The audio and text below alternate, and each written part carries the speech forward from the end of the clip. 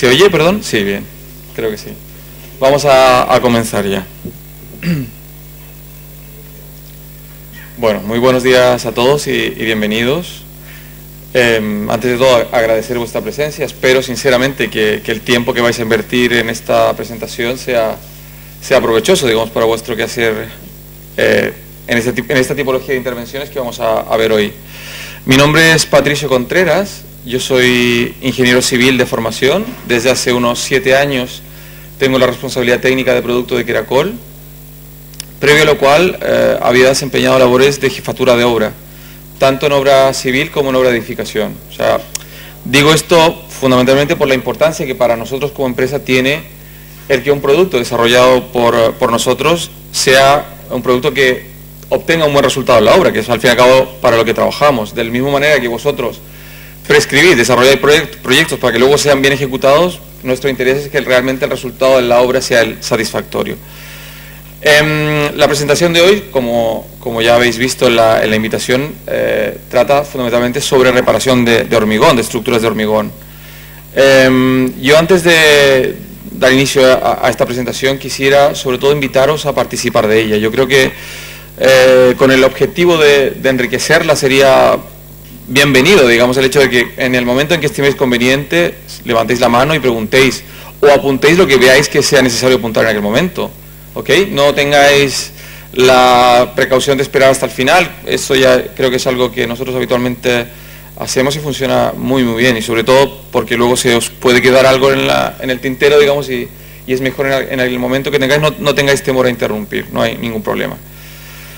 Bueno, yo para introducir este tema, yo me gustaría poder hablar con cada uno de vosotros y preguntaros qué es lo que os ha motivado a venir. Como esto no es posible hacerlo ahora, digamos, uso un poco o hago uso de la experiencia que tenemos ya en este tipo de presentaciones, y diría que, pensando en el título de la presentación, dice primer geomortero para la reparación monolítica del hormigón, yo creo que hay dos conceptos que llaman o podrían llamar la atención. Probablemente uno sea, creo que el que más llama la atención sea el de geomortero. ¿Por qué hablamos de geomorteros? Lo vamos a desarrollar profundamente en el desarrollo, bueno, en la presentación, digamos. Y el otro, que a lo mejor no a todos llama la atención, es hablar de reparación monolítica, ¿verdad? Monoliticidad. ¿Por qué hablamos de esto? Aunque es algo probablemente que pueda sonar a obvio, luego resulta que cuando intervenimos en este tipo de obras, diría yo que es bastante probable de que no se obtenga esto, de que realmente no se consiga restituir la monoliticidad original del hormigón. Sabemos que es fundamental en un material como el hormigón armado que los materiales que lo conforman, hormigón y acero, funcionen al unísono, o sea, que sean un elemento estructural, ¿verdad? Esto se pierde cuando existe un problema de deterioro, y luego lo que buscamos en una reparación, en una intervención, es restituir esto. Desde el punto de vista mecánico, o sea, desde el punto de vista de continuidad estructural, de prestación estructural, y desde el punto de vista de protección y durabilidad de los materiales. Debemos asumir que en el momento en que intervenimos, y esa intervención determina, por ejemplo, la aparición de una fisura o de un desprendimiento de la zona reparada, eso determina que el elemento no esté funcionando estructuralmente de manera correcta, primero, y segundo, que el hormigón, sobre todo en lo que nosotros llamamos la zona cortical, ¿verdad?, aquella que protege la armadura, realmente, si hay una discontinuidad, no esté protegiendo al acero, y por lo tanto, en resumen, digamos, la intervención sirva para poco. ¿Ok? Yo quisiera, antes de ya entrar en materia, mostraros estas imágenes que son de una reparación realizada en un edificio, esto es en Mallorca, en un edificio de hormigón armado visto. Si bien es cierto, el hormigón no es un hormigón de muy buena calidad, esta es una intervención que se realiza anualmente en este edificio.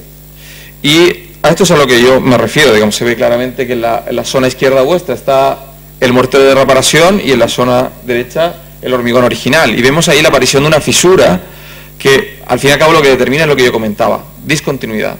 Discontinuidad mecánica y discontinuidad de protección. Por lo tanto, falta de durabilidad. Si el resultado que obtenemos en una intervención es este, pues creo que no nos podemos dar por satisfechos. Ahí lo veis. No se distingue muy claramente cuál es la zona reparada de la nueva, porque están bastante rugosas las dos, pero lo que veis claramente es una discontinuidad, lo que al fin y al cabo determina que cuando el elemento o llámese pilar, viga, ¿verdad?, empieza a funcionar estructuralmente, lo que probablemente vaya a ocurrir es lo que vemos aquí. O sea, que la zona se desprenda y que no forme parte de este cuerpo original. Bueno, vamos a ver ahora a qué se debe fundamentalmente esta problemática. Como yo comentaba, el hormigón es un material compuesto, hormigón armado, ¿verdad?, compuesto por dos materiales, acero y hormigón, que tienen una característica que hoy día lamentamos, que en principio en sus orígenes, cuando el material vio la luz, digamos, no se asumía como una verdad cierta, y es el hecho de que el hormigón tiene una vida útil. El hormigón se deteriora. Aquí vemos algunas situaciones, digamos, vinculadas sobre todo a la situación del edificio, que hacen que el hormigón se deteriore con el paso del tiempo. La carbonatación es lo que probablemente más conozcamos. Seguramente en este caso, en el caso de Barcelona, teniendo la proximidad al mar que tenemos, los cloruros sean un agente agresivo fundamental, digamos, que determina el deterioro. Ahora, en todas estas situaciones que vemos aquí, hay una característica común, y es el hecho de que todas ellas dependen de la presencia de cemento al interior del hormigón. O sea, la carbonatación, los cloruros, los sulfatos, vienen determinados porque la composición química del cemento, del ligante original, se ve afectada por una reacción con estos componentes del medio ambiente, digamos. Del aire, en el caso hablamos de carbonatación, o del aerosol salino, en el caso de un cloruro. Así como es el propio cemento el que determina la protección al acero, cuando ese cemento va carbonatando, parte de él, digamos, el hidróxido de cal va carbonatando, se produce por lo tanto la desprotección de la armadura y por lo tanto la posibilidad de que venga una agresión producto de estos contaminantes presentes en el entorno del edificio. Hay una variable más añadida a la situación anterior, y es el hecho de que, y esto es algo que los que trabajamos en el sector de la construcción tenemos que convivir, digamos, con ello, y es el hecho de que el cemento determina una característica, o tiene una característica, que es que posee retracción hidráulica, con la cual tenemos que luchar a diario. Nosotros, en lo que respecta al desarrollo de un material, es una variable fija, o sea, punto de partida en el desarrollo de cualquier material donde se incluye el cemento es combatir el efecto negativo de la retracción. Y esto es algo que en la obra es donde, diría yo, en mayor medida se sufre. O sea, es complicadísimo realmente. De hecho, sabemos que básicamente hablamos de dos tipologías de retracción, ¿verdad? Retracción plástica vinculada directamente al agua, ¿verdad? Las condiciones climáticas, que eso en la obra, si se trabaja de manera correcta, digamos, con una buena práctica de aplicación, se puede controlar. Lamentablemente la retracción hidráulica no depende en muchos casos de la obra. Es una característica sobre la que hay que tomar medidas, y de hecho lo que nosotros hacemos como productores de materiales es justamente eso, buscar la manera de contrarrestar ese efecto nocivo. De ahí que la mayoría de los materiales que utilicéis o que utilizáis para la reparación son morteros llamados de retracción compensada, de retracción controlada, ¿verdad? Hay por ahí algún nombre de morteros sin retracción, pero realmente no son nombres reales, por así decirlo. Ahora, esto se ve claramente cuál es el efecto. O sea, el efecto es seguramente lo que ha determinado lo que yo os enseñaba en las fotografías iniciales, ¿verdad? Fisuración y desprendimientos del soporte original. Es así, con esta idea en mente, que nosotros, digamos, las empresas que desarrollamos soluciones, a fines de los 70, principios de los 80, empezamos a desarrollar morteros específicos para la reparación, que básicamente lo que buscaban era, a través de la introducción de otra tipología de componente, básicamente materiales orgánicos, aditivos, contrarrestar el efecto nocivo de la retracción. O habréis oído hablar de expansivos, ¿verdad?, controladores de retracción, etcétera, etcétera, etcétera. Lo que comúnmente llamamos o denominamos morteros cemento-polímero o polímero modificados, que es básicamente lo que os encontráis hoy día. Han evolucionado mucho, porque en la medida en que la química al servicio de la construcción ha evolucionado, estos morteros van incrementando sus prestaciones, al punto tal de que estos morteros en la actualidad son morteros muy muy complejos desde el punto de vista formulativo. Son morteros que, para que os hagáis una idea, por simple que sean, en la práctica incluyen al menos 3 o 4 aditivos distintos para contrarrestar el efecto de la retracción. Y estos materiales en laboratorio, que es donde habitualmente se desarrollan y se prueban en principio, funcionan muy bien, pero en la práctica suelen dar problemáticas como la que se ve en esta imagen, al fin y al cabo de no satisfacer la expectativa que se plantea a ellos. Y eso está vinculado a lo que yo comentaba anteriormente, al hecho de la complejidad en su desarrollo. Porque estos aditivos, ¿verdad?, son materiales, son sustancias que no se comportan de manera constante en función de las distintas variables que existen en la obra. Hay aditivos que funcionan bien a una determinada condición climática, a una temperatura, a una humedad, y no está dicho que todos ellos sean, por así decirlo, o confluyan en un comportamiento idóneo frente a cualquier situación de obra, ¿verdad? Es muy diferente trabajar con baja temperatura y mucha humedad a trabajar con mucha temperatura y baja humedad relativa. Eso al fin y al cabo es lo que hace que sean materiales en general muy difíciles de gestionar, y como resultado de ello lo que obtenemos es, en muchos casos, yo no diría, no puedo generalizar, no puedo decir que siempre ocurre, pero es algo que hemos sufrido nosotros como productores. En muchos casos esas intervenciones determinan que el elemento pegado, o sea, el elemento que hemos añadido a esa estructura deteriorada, sea un elemento extraño. Además, por formulación, por composición, realmente lo es, porque no olvidemos que el hormigón, diría yo que en el 98% es un material mineral, o sea, compuesto de cemento como ligante y áridos. Y estos aditivos y estos morteros de reparación incluyen un porcentaje de aditivo de parte orgánica muy alta, que lo hacen distinto, digamos, al hormigón en origen. ¿Ok? Eso plantea también inquietudes en cuanto a la durabilidad de la zona reparada, porque no olvidemos que un material mineral plantea muchas menos inquietudes de durabilidad en un ambiente externo, por ejemplo, que un material orgánico. ¿Ok? No sé si el concepto de mineral y orgánico, me imagino que lo tenéis todos bastante claro, ¿verdad?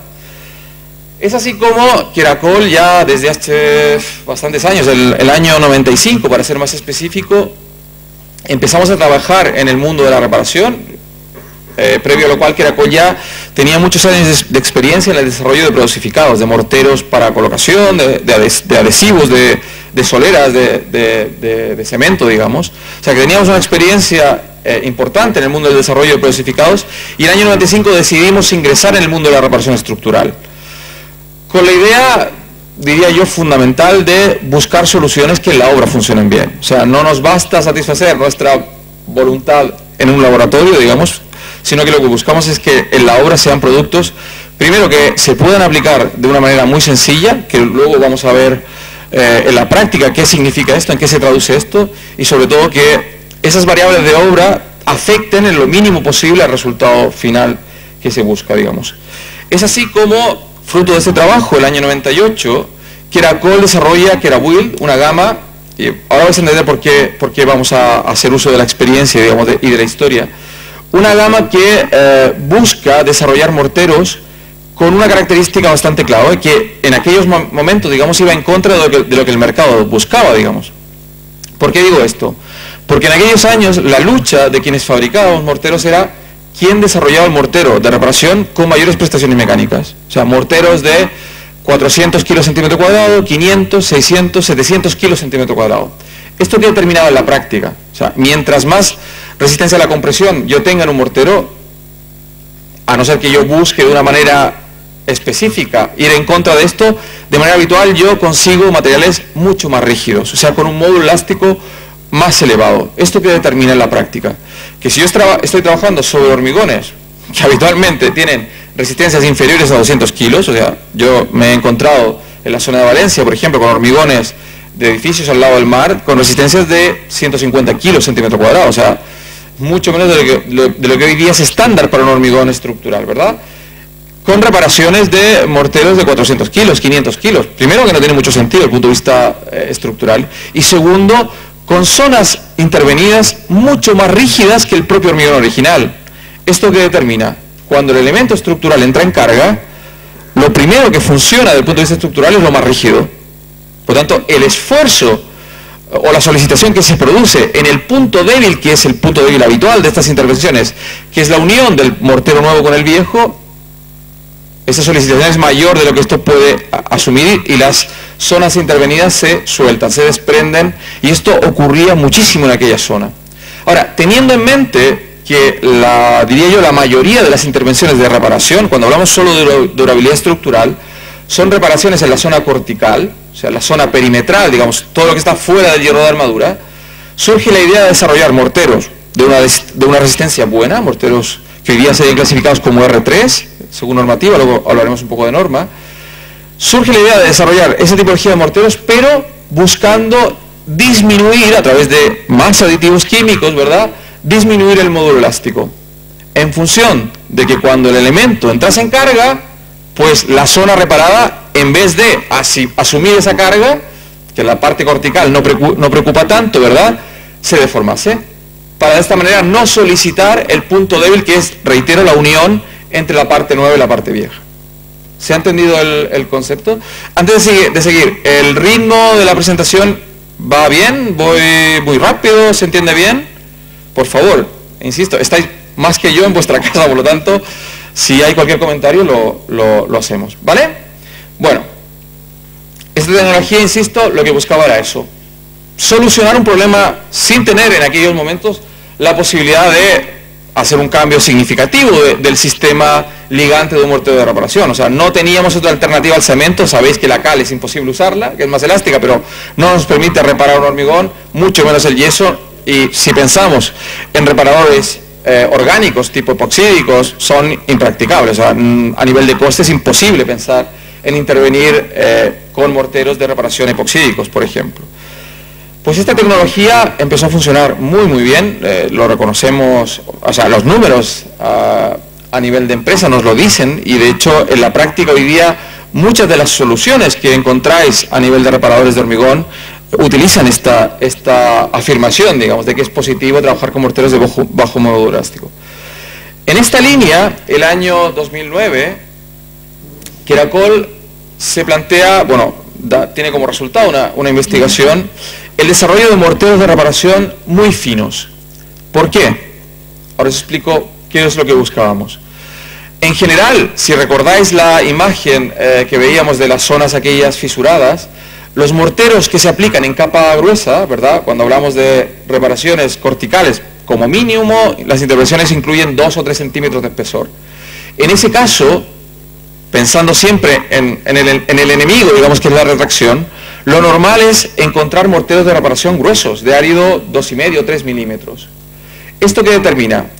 Que cuando yo tengo una sección que se ha desprendido en origen, que se ha deteriorado, la rugosidad del mortero, yo debería ser capaz de repetirla, del hormigón, perdón, de repetirla con el mortero de reparación, para que la unión sea la mejor posible. O sea, mientras más contacto yo tengo entre el mortero de reparación y la zona intervenida, mayor posibilidad de anclaje mecánico yo encuentro en esa reparación.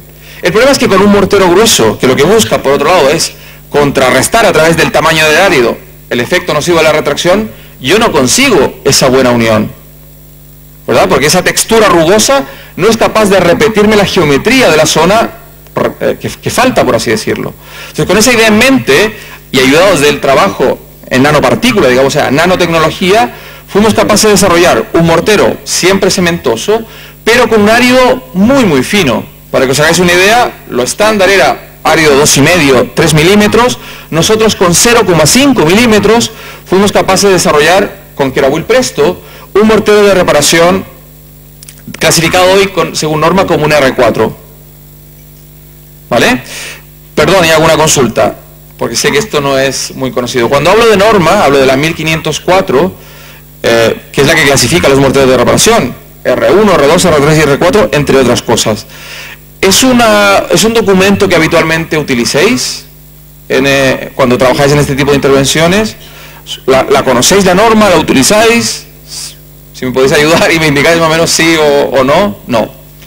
Vale, luego hablaremos rápidamente de ella porque creo que es importante. Bueno, un R4 es a nivel normativo, digamos, el mortero a nivel prestacional máximo. Habitualmente se piensa en él cuando, porque suelen ser morteros de un módulo elástico más alto y por lo tanto suele pensarse en R4 cuando tenemos que incrementar sección, por ejemplo. Cuando tenemos que cambiar el destino de uso de un edificio y el pilar, que era un 40-40, ya no nos basta, hay que aumentar sección, suele trabajarse con morteros R4. Por lo tanto, este era un mortero muy fino, pensar en lo que son 0,5 milímetros, pero que nos entregaba características de R4.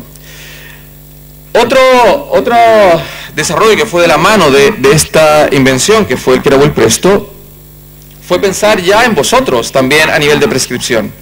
¿Por qué digo esto?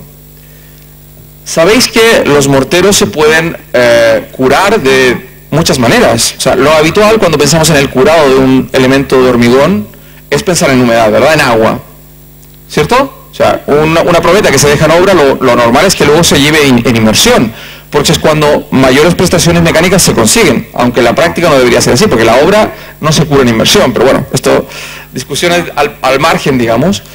¿Qué ocurre? Cuando yo introduzco una parte orgánica al material, al hormigón y al mortero en este caso, no es cierto que el mejor sistema de curado sea aquel, porque si cemento y árido adquieren mayores prestaciones mecánicas en inmersión, cuando yo introduzco orgánico, pues el orgánico sufre cuando está en agua. ¿Ok? De ahí que la normativa, la 1504, especifique, asumiendo que estos morteros tienen mucha parte orgánica, especifique que sea el productor quien decida de qué manera probar su material. Esto significa que habrá materiales morteros que se prueben en un sistema húmedo, y la norma los clasifica como CC, que significa Wet Weight Test, o sea, una prueba en medio húmedo, o de manera seca, o sea, o en cámara climática, no en inmersión, a través de un sistema en seco, digamos, o PCC, la P viene de polímero. Entonces, nosotros tenemos la obligación de entregaros o informaros cómo ha sido verificado ese material. Me imagino que esto muchos de vosotros no lo sabíais. ¿Qué significa esto en la práctica? Que si vais a hacer una obra en el puerto, por decir algo, que va a estar en contacto permanente con agua, lo ideal sería utilizar un mortero que haya sido verificado en condición húmeda, un CC. Por el contrario, si vais a hacer una obra en un balcón o en una cubierta, etcétera, que no va a estar en inmersión, ¿verdad? Que va a estar normalmente en un ambiente seco, lo ideal sería trabajar con un mortero PCC. Pero si no lo sabíais, obviamente no puedo pediros que valoréis esta situación, digamos. Ahora, pensando en esto, es que Queracol en aquellos años decide certificar sus productos en base a los dos sistemas de control, tanto en ambiente húmedo o en ambiente seco. ¿Qué significa?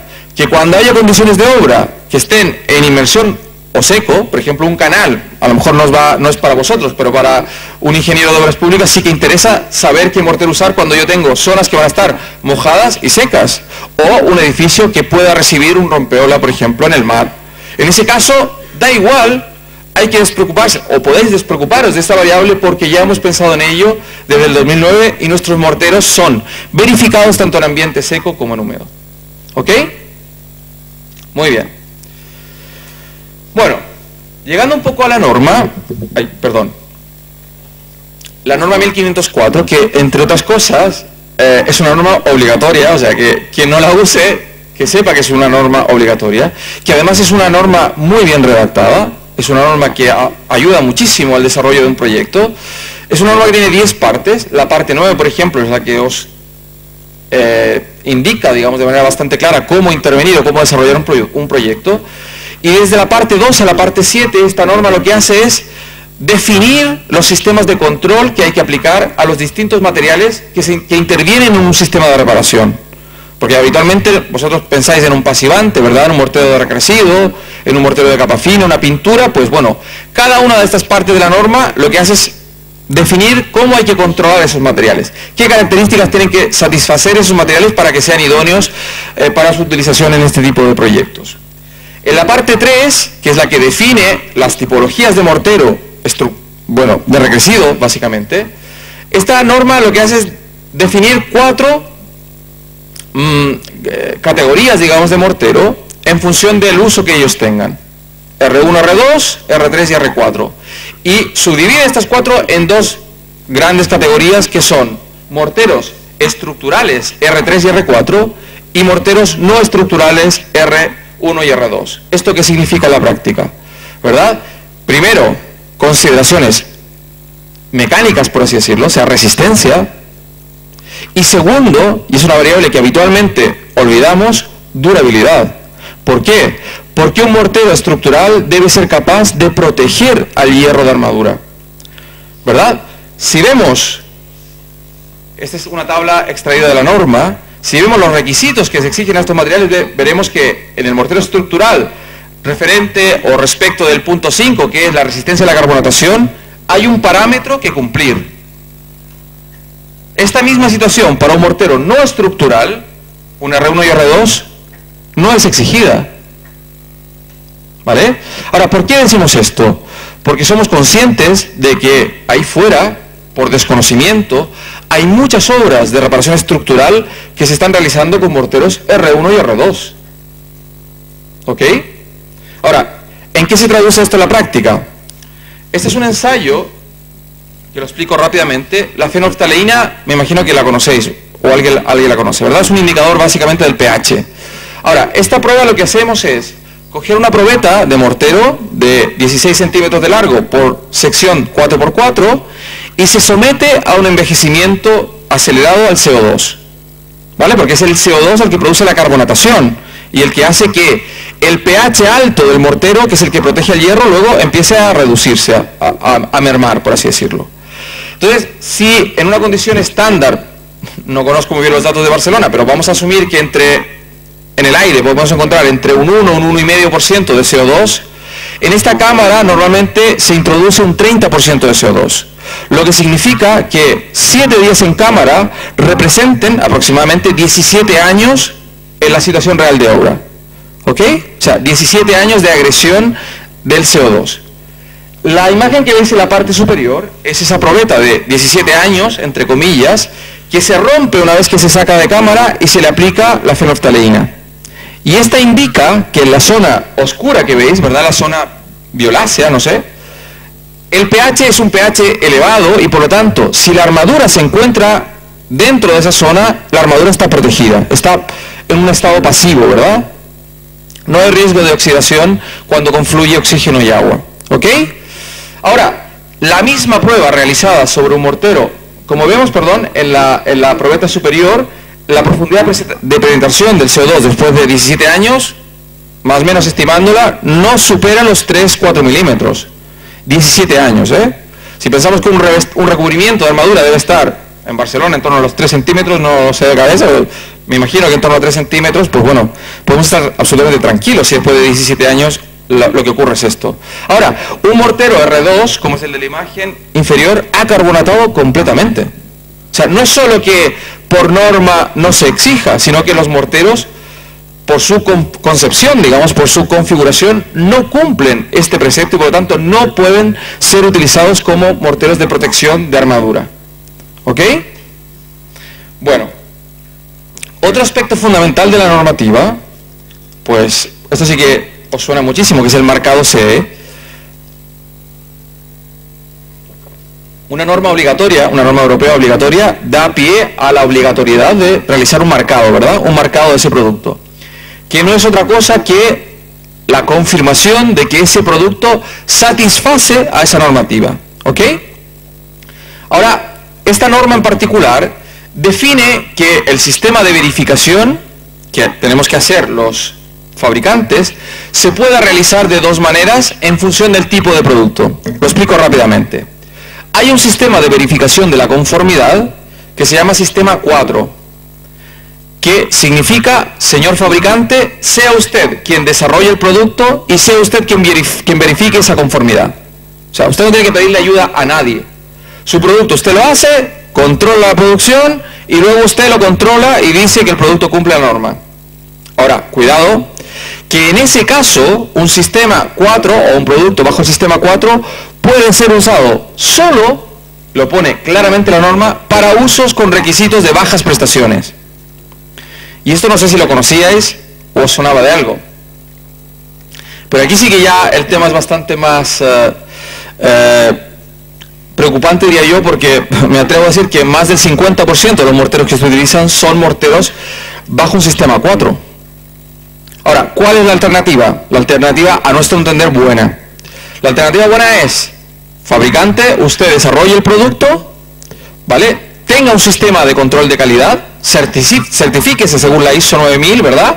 un sistema de gestión de la calidad, pero además contrate a un organismo externo acreditado, en el caso nuestro es el Instituto Alemán, que verifique que usted cumple la norma, que su producto cumple la norma y que además su producción dé garantías de homogeneidad de producto. O sea, que cada saco realmente cumpla esa normativa.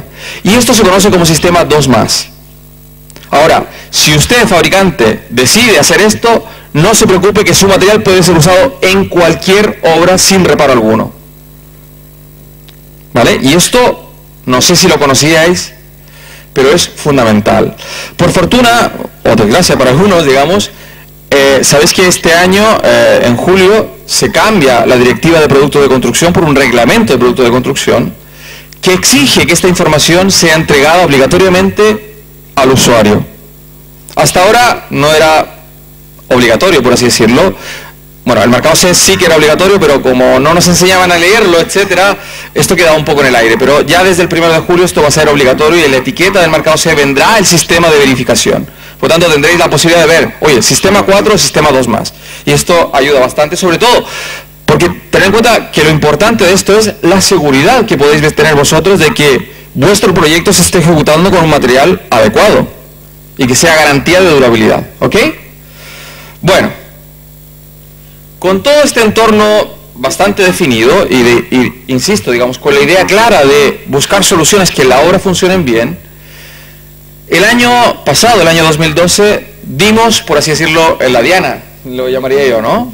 Buscándolo, no es que hayamos por fortuna encontrado esto, sino que buscándolo dimos en la diana para poder hoy ofreceros algo que a nuestro entender es revolucionario, por eso que allí pone innovación mundial.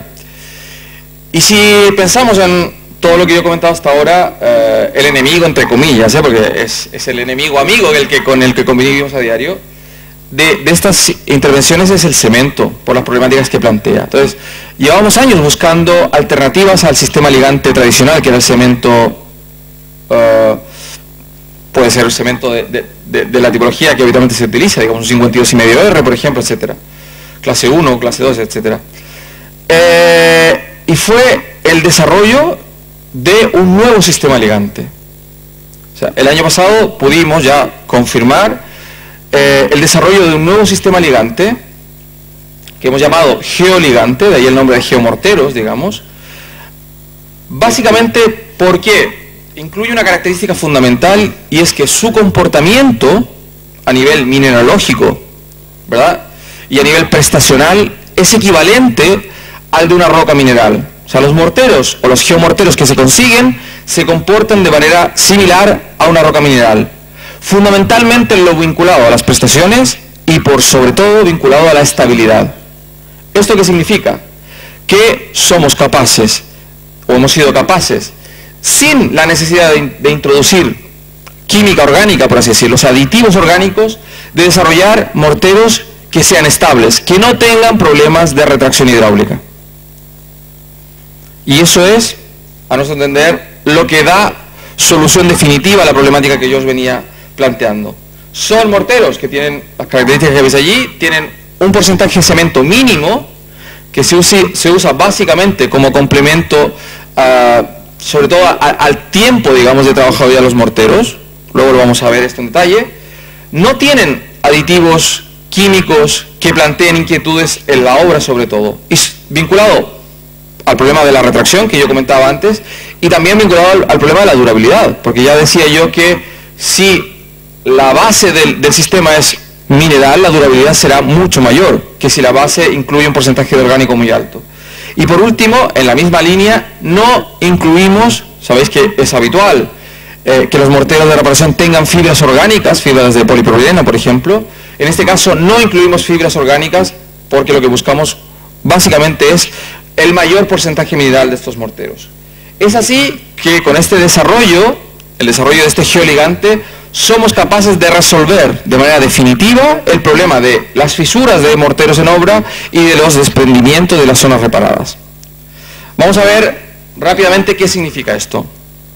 Sabéis que la materia prima básica para el desarrollo del cemento o para la producción del cemento es la piedra caliza, que de hecho es positivo desde el punto de vista mineral porque la caliza se encuentra prácticamente en toda la corteza terrestre, es muy fácil producirla.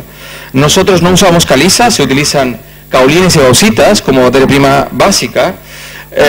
Eso plantea una limitación desde el punto de vista de que no es un mortero fácil de producir, por así decirlo. O sea, la materia prima tiene más limitaciones. Sin embargo, no hay inquietud. O sea, ¿qué quiero decir con esto? Que no vamos a pensar en que mañana vamos a empezar a hacer hormigón con geoligante y no con cemento. La limitación de producción lo hace imposible, pero sí que no hay riesgo en cuanto a que podamos producir todo el mortero de reparación que queramos, digamos. Este proceso se inicia con la extracción de estas materias primas que se llevan a un horno a temperaturas de clinkerización ligeramente inferiores a las del cemento. Y aquí hay una variable importante, y es el hecho de que cuando producimos cemento, no sé si lo sabíais, por cada tonelada de cemento se emiten a la atmósfera cerca de 750 kilos de CO2. Ahora, con esto hemos conseguido el producto que, no solo por el concepto energético del proceso, digamos, sino que porque cuando la caliza se clinkeriza, se disocia el CO2 que hay en el interior y se emite mucho CO2. En este caso ese proceso no se produce y conseguimos un ahorro en emisiones del 40% aproximadamente. Y eso, a nuestro entender, también es muy, muy importante. Luego de la cocción, de la clinkerización, que ya determina el desarrollo de productos ligantes, se introducen a esa mezcla sales minerales alcalinas que mantienen esa alcalinidad en el tiempo y sobre todo son garantía de pasivación de la armadura. O sea, volvemos a tener un ambiente con un pH elevado que proteja esa armadura, ¿verdad? Que la oxide, ¿verdad? Para que el ambiente, insisto, la confluencia de oxígeno y agua no determine oxidación.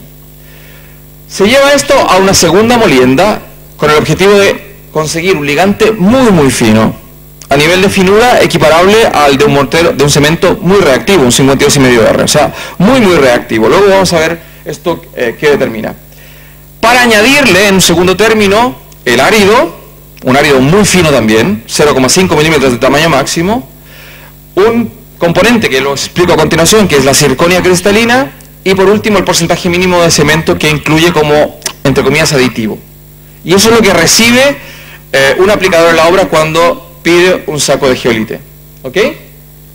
Ahora, este geoligante, que ya os he comentado, con una reducción importante de la emisión de CO2,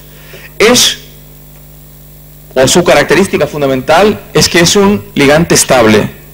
Podemos asegurar de que no existe retracción hidráulica en él. ¿Ok? Eso es lo que determina que no sea necesario introducir aditivos orgánicos para contrarrestarla. Su composición química determina una resistencia a agentes como sulfatos y cloruros superiores a los del cemento estándar. Sabéis que, por ejemplo, los sulfatos reaccionan con los aluminatos tricálcicos o ferroaluminatos tricálcicos del cemento. No quiero entrar en química, pero es una componente del cemento. Pues esas componentes, al no estar presentes en el geoligante, no plantean inquietud de durabilidad frente al ataque de ese tipo de agentes químicos. Y por último, dada su finura y dada su comportamiento hidráulico, digamos, su reacción con el agua, genera estructuras minerales que son muy resistentes mecánicamente. Genera resistencias mecánicas muy, muy elevadas a la hora del desarrollo de un geomortero. El segundo componente es la zirconia cristalina, que son filamentos minerales que lo que hacen básicamente es lo siguiente. Filamentos longitudinales, bueno, filamento ya es longitudinal, ¿verdad? Pero mineral, que determinan que cuando yo los introduzco dentro del mortero, van en la fórmula, ¿verdad? Generan un retículo, o sea, se orientan en distintas direcciones para generar un retículo.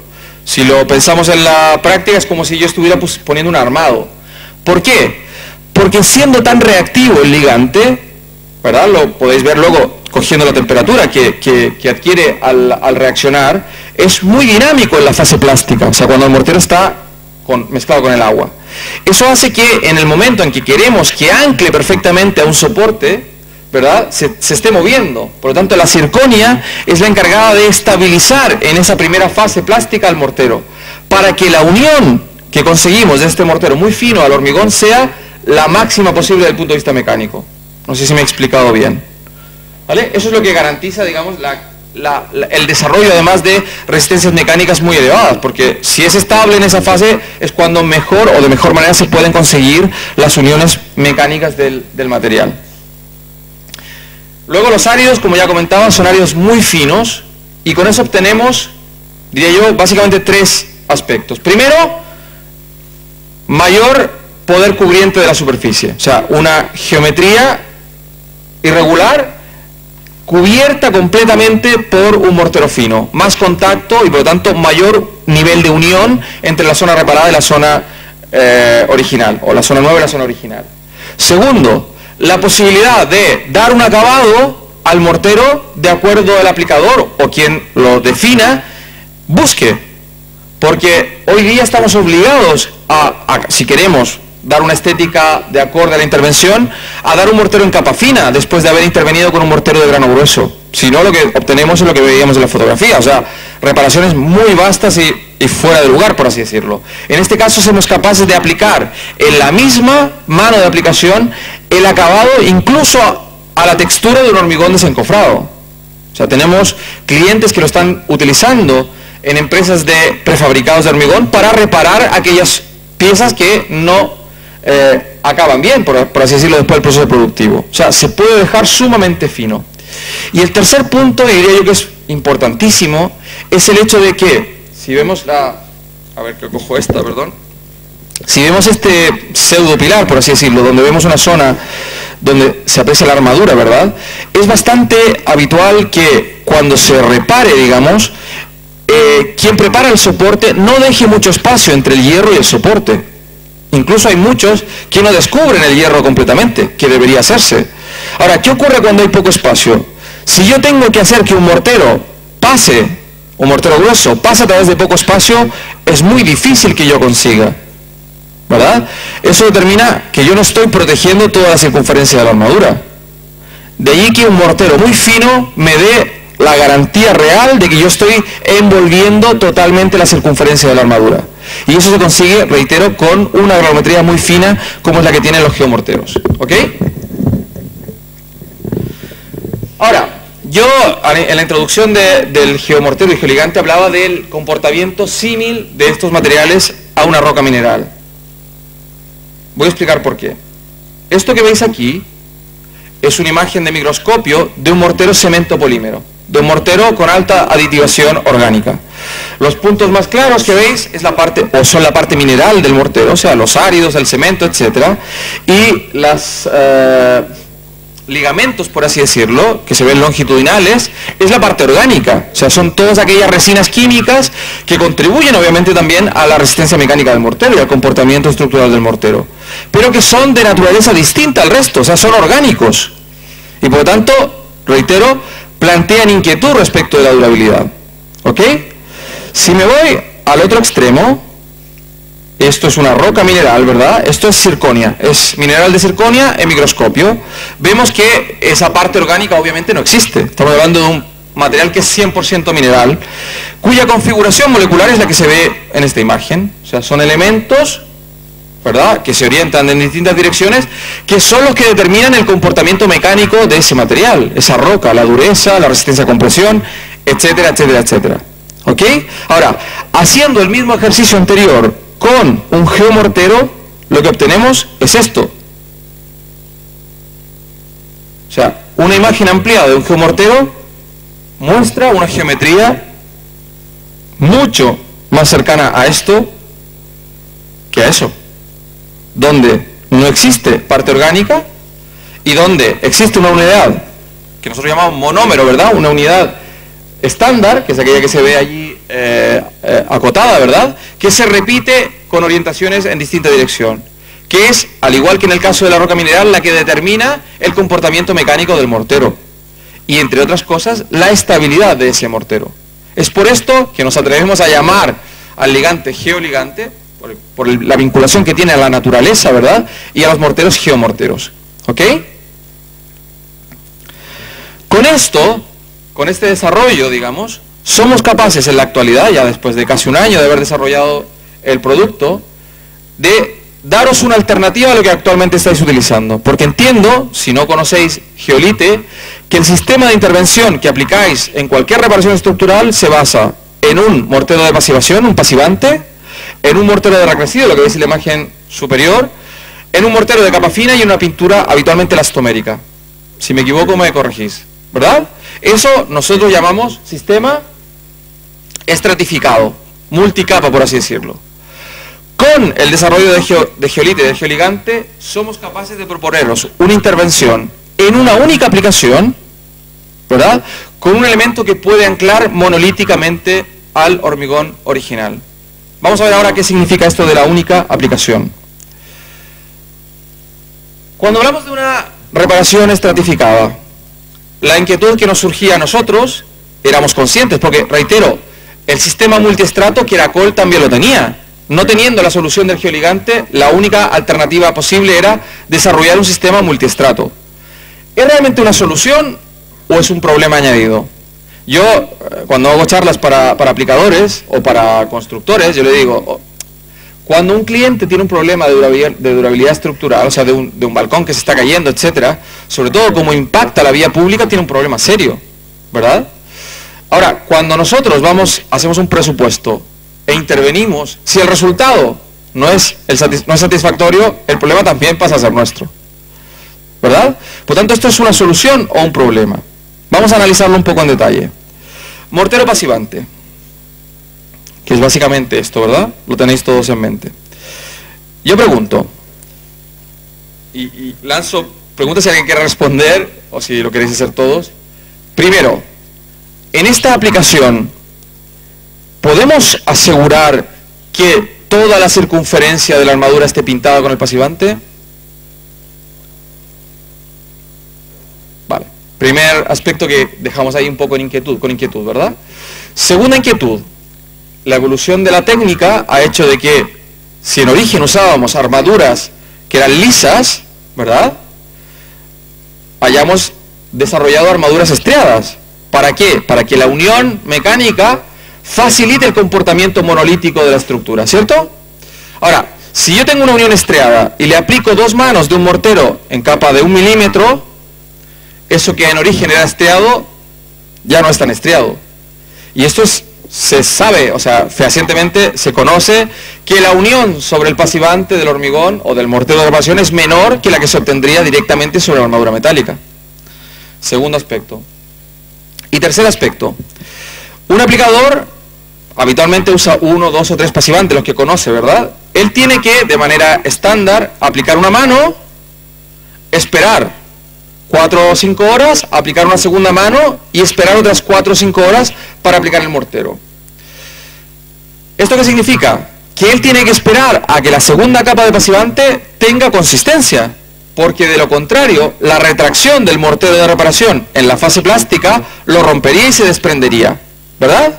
Ahora, pregunto yo, cuando yo aplico el pasivante, cuando aplico el mortero, el pasivante ya está endurecido, o sea, está absolutamente cerrado, liso, por así decirlo. Pregunto yo, ¿en la obra creéis que es factible que un aplicador solo pinte la armadura? ¿O pintará también el hormigón que hay adyacente a esa armadura? Pues que si pinta el hormigón, está perjudicando la adhesión del mortero a ese hormigón, porque lo está aplicando sobre un soporte más liso y menos poroso, ¿verdad? Por lo tanto, son inquietudes que para nosotros tienen respuesta y creo que para vosotros también. Segunda capa, mortero de capa gruesa, por así decirlo. Un mortero que, como yo planteaba, seguro que el que usáis es de árido grueso. Primera inquietud, ¿es posible de envolver toda la armadura? ¿Es posible que envuelva toda la armadura por su grano grueso? ¿Puede realmente ir detrás del hierro de armadura? Segunda inquietud, ¿ese grano grueso permite una buena unión con el soporte original? ¿O es esto lo que habitualmente obliga a indicar un puente de unión con el hormigón? Porque es muy habitual que hoy día los sistemas digan, no, usa un puente de unión también con el hormigón, que es otra inquietud, porque un puente de unión se aplica bien o falla completamente, ¿vale? Tercera inquietud, es un mortero cemento polímero. La probabilidad de que eso luego en obra se fisure es muy alta. Y hablamos con la experiencia que tiene una empresa que ha producido estos morteros y que lo sufría, porque a quien llamaban luego para ver, oye, problemas, es a nosotros, ¿verdad? ¿Vale? Ahora, y por último, textura final rugosa, basta, que no podemos dejar la vista, si tenemos gusto por lo que estamos haciendo, ¿verdad? Eso da pie a que sea necesario aplicar una capa fina. Ahora, un mortero cementoso en capa fina. ¿Qué significa esto? Si yo aplico un mortero en 1 o 2 milímetros, será muy sensible a las condiciones ambientales. Si no humedezco bien el soporte, perderá agua por absorción del soporte. Si hace algo de aire, esa agua se evaporará de la misma manera que si hay temperaturas elevadas, porque son morteros muy sensibles a las condiciones ambientales. ¿Esto qué determina? Que si ese mortero tiene que proteger lo anterior y no ha fraguado en condiciones porque no tenía el agua suficiente, pues no está protegiendo. ¿Ok? Ahora, ¿cómo acaba esto? Acaba en que al final tenemos que aplicar una pintura, ¿verdad? ¿Cierto? Habitualmente se aplica una pintura. Lo normal, lo estándar, es aplicar una pintura elastomérica. ¿Cierto? ¿Sabéis cuál es la principal característica de una pintura elastomérica? Es una pintura orgánica. ¿Sabéis cuál es la principal característica? ¿Por qué se aplican elastoméricas? ¿Sí? ¿Sí? ¿No? ¿No? La principal característica de una elastomérica es que son muy elásticas a altas y bajas temperaturas. O sea, que mantiene la elasticidad. Y ahora yo me pregunto, y me imagino como vosotros, si yo estoy reparando un sistema rígido, porque estamos hablando de módulos elásticos altos, con morteros rígidos, el pasivante, el de capa fina, etcétera, el capa gruesa, ¿por qué tengo que usar una pintura elástica? ¿Perdón? Para que tape las fisuras, que estamos seguros de que van a aparecer detrás. ¿Sí o no? A ver, insisto, esto hasta la norma lo reconoce, es consciente, porque no había una solución distinta a esta. Ahora, ¿cuál es el problema? Que esas pinturas, como yo decía, son orgánicas y por lo tanto duran lo que tengan que durar. 4, 5, 6 años en función de la zona en la que se apliquen, ¿verdad? Porque luego, ¿qué pasa en la pintura elastomérica? Se rigidiza y cuando esa fisura que mueven vuelva a mover, se parten y todo mi trabajo se ha desperdiciado. Sobre todo siendo conscientes de que mantenimiento poco, ¿verdad? Mantenimiento poco. Frente a esta solución, entre comillas lo de solución, el planteamiento es, vamos a aplicar en una única mano, ¿verdad?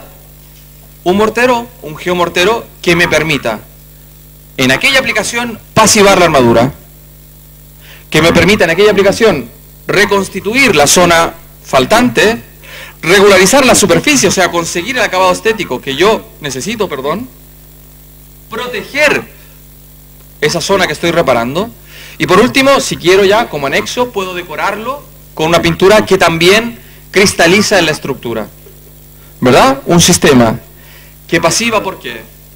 Primero, y fundamental, es un geomortero con un pH alcalino, que otorga pasivación. Segundo, porque envuelve completamente la armadura. Perdón, si queréis. Sí, vamos aplicando.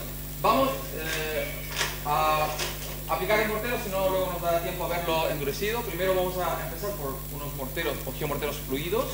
Sobre todo quiero que veáis luego la parte del resultante, como si queréis, viendo.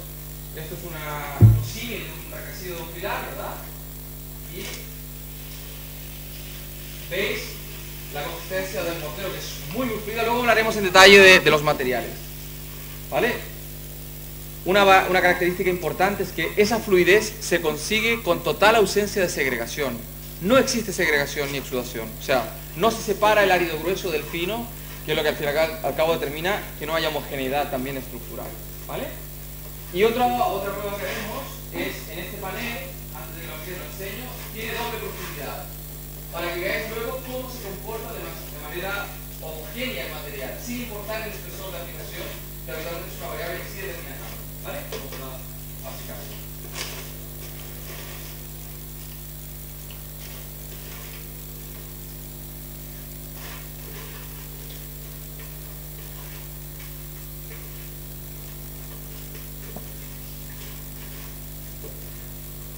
Lo vamos a acabar de aplicar. Insisto, la fluidez la podéis ver, se puede trabajar un poco más fluido, un poco menos fluido, luego lo hablaremos en detalle del material, pero es solo para que nos dé tiempo a verlo.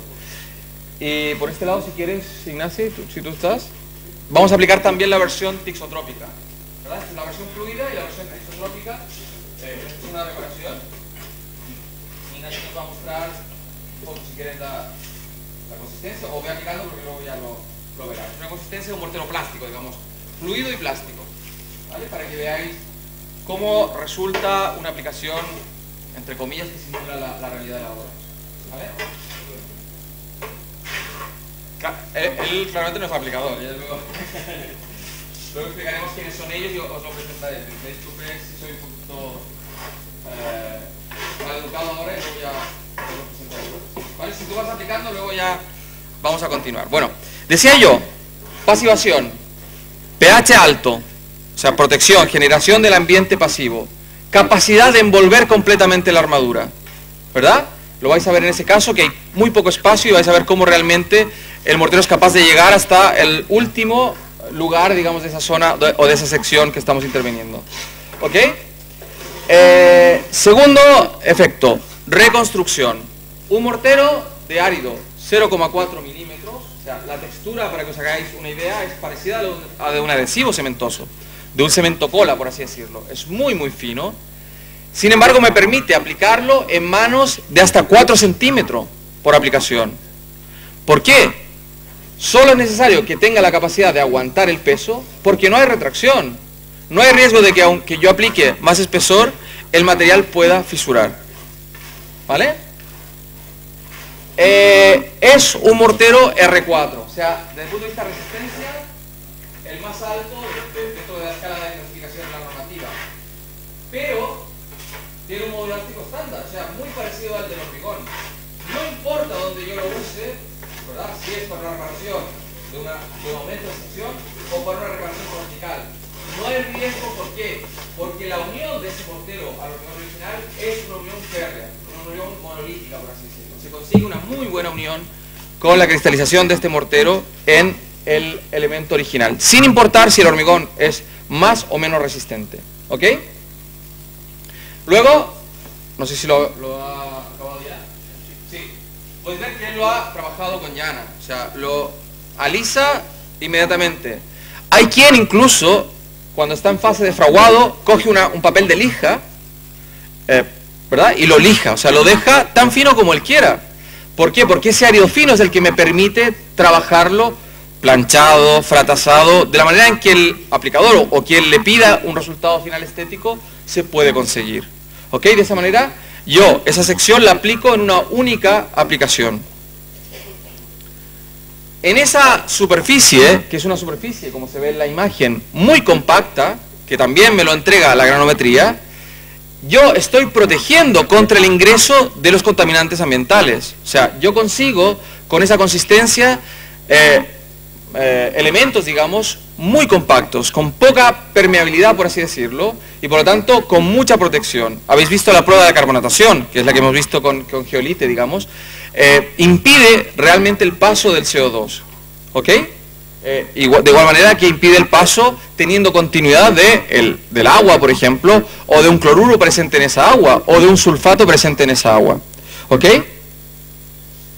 Por último, tenemos la opción, a través de un sistema pictórico también desarrollado para este mortero, de proteger y decorar, perdón, la sección reparada o el elemento estructural en el que estamos interviniendo a través de una pintura que se llama una pintura de microsilicato.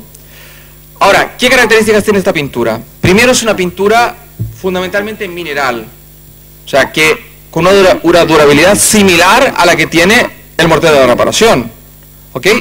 Segundo, es una pintura o geopintura que tiene permeabilidad al vapor de agua. ¿Qué significa esto? Cuando yo aplico una pintura elastomérica, tengo que garantizar que el soporte esté seco completamente. ¿Por qué? Porque una pintura elastomérica es muy cerrada desde el punto de vista físico. Si hay humedad detrás, esa humedad al evaporar genera presión de vapor y levanta la pintura, que está pegada al soporte. Teniendo permeabilidad al vapor de agua, no hay problema en que la aplicación se haga sobre un soporte que no esté completamente seco, porque esa permeabilidad permite que el exceso de humedad salga al exterior y que el elemento pueda secar incluso después de haber aplicado la pintura. Otra característica es que el ligante de esta pintura es silicato de potasio. El silicato es un vidrio líquido, entre comillas, nosotros lo llamamos vidrio líquido, que hace lo siguiente: si yo tengo una sección de hormigón que está microfisurada y yo aplico esta pintura, al penetrar en la microfisura y cristalizar en su interior, reconstituye la continuidad superficial de ese hormigón. Hablamos de microfisuras, no fisuras donde haya movimiento, sino que microfisuras superficiales del hormigón se pueden reconstituir a través de la aplicación de una pintura de microsilicato. Con esto, por lo tanto, lo que era claramente una inquietud, lo que no era una solución sino más bien un problema, hoy día se transforma en una solución definitiva que conocemos o definimos como una reparación monolítica por cristalización de geolite de la estructura original. Ahora, pensemos en lo siguiente. Anteriormente hemos hablado de la problemática de los materiales, ¿verdad? Vamos a analizar un poco lo que pasa en la obra. Un sistema como el que vemos aquí significa un coste elevado, en general. Porque si yo tengo que armar andamios o alquilar una plataforma, tendré que tener el andamio montado, la plataforma alquilada, desde el primer día hasta el día que acabo de pintar, que suele ser, como pone aquí, en torno a 6 días, ¿verdad? Yo debería aplicar el pasivante, aplicando las 2 manos que corresponden, hasta el día siguiente no tengo posibilidad de aplicar el mortero grueso. Y así un día más para aplicar el mortero fino, y luego tengo que esperar a que eso seque para aplicar la pintura. Ahora, el problema que yo planteo, y sobre todo a vosotros, como técnicos, no es solo un problema de coste, que hoy día seguramente lo que más se valore sea un tema de coste, sino que es un problema de seguridad. ¿Por qué? Porque la pasivación es una obra o una parte del sistema que debe ser controlada, ¿verdad? Que ya sabemos de inicio que es poco probable que cumpla realmente con lo que se busca, que es proteger toda la circunferencia. Pero luego depende de condiciones climáticas, porque esas 4 o 5 horas que yo comentaba en la obra serán 3 o serán 7. Y eso es algo que no podemos o no deberíamos dejar en manos de un aplicador, porque muchas veces ellos no son conscientes de esa situación. Entonces, las variables de obra afectan directamente al resultado. Así como esto ocurre en el pasivante, ocurre en el mortero grueso, ocurre en el mortero fino y ocurre en la pintura. Frente a esta situación de inquietud, diría yo, generalizada, nosotros os proponemos con un mortero como el que habéis visto aplicar allí, que sin tener que pasivar, o sea, solo con la preparación de la sección y la armadura, yo aplique mi mortero y a las 4 o 5 horas de haberlo aplicado ya pueda pintar. Tenga que controlar solo una aplicación de un mortero, para lo cual un albañil debería estar suficientemente capacitado. O sea, si yo le pido a un albañil que me aplique ese mortero, seguro que lo hace, espero, pero es bastante probable que lo haga bien. Si a ese señor le pido que me aplique primero el pasivante con brocha, luego el mortero con paleta y luego el fino con llana, las variables son mucho mayores, digamos. Hay mucho más riesgo. ¿Ok? Además, y obviamente que también nos preocupa mucho el tema de coste. Yo puedo por la mañana montar el andamio, hacer la reparación y por la tarde devolver ese andamio o la plataforma que he alquilado para llegar a la zona a intervenir. ¿Ok? Sí. ¿Sí?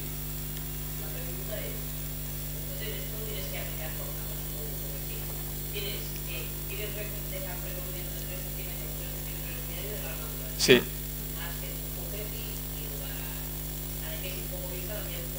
Sí. 4 centímetros. Sí. A ver. Vale. ¿La pregunta la habéis oído todos? Sí. Si no, la reitero. Vale. Primer aspecto. Si yo aplico el balcón, habitualmente lo que se hace es colocar el encofrado por la parte interior. Si tengo que aplicarlo en el paladar, por así decirlo, 4 centímetros no lo aguanta el peso. Aguantará 2 y algo. ¿Qué pasa? En el momento en que el mortero ya tenga consistencia, yo puedo aplicar la segunda capa. Estamos hablando de que un mortero como aquel que es rápido, en torno a los 20 minutos yo puedo estar aplicando la segunda capa. Exactamente igual.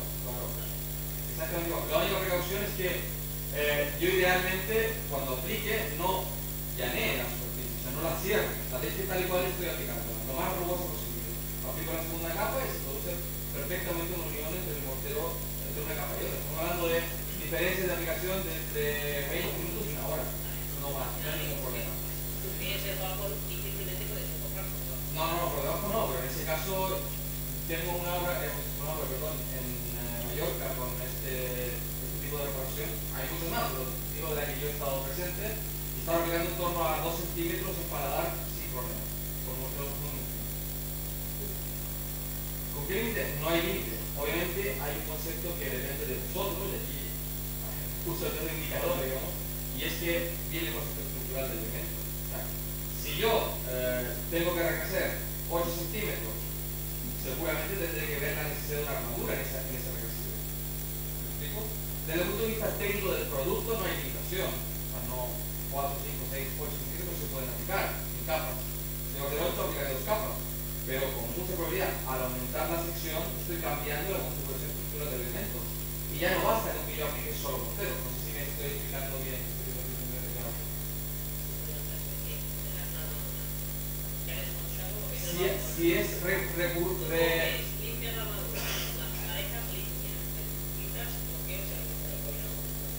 Si es regular sección original, no hay. No. Si es incrementar sección, ahí ya sois vosotros los que mandáis, ¿no? Y definís qué es lo que hay que hacer, cuando hay que armar o no hay que armar.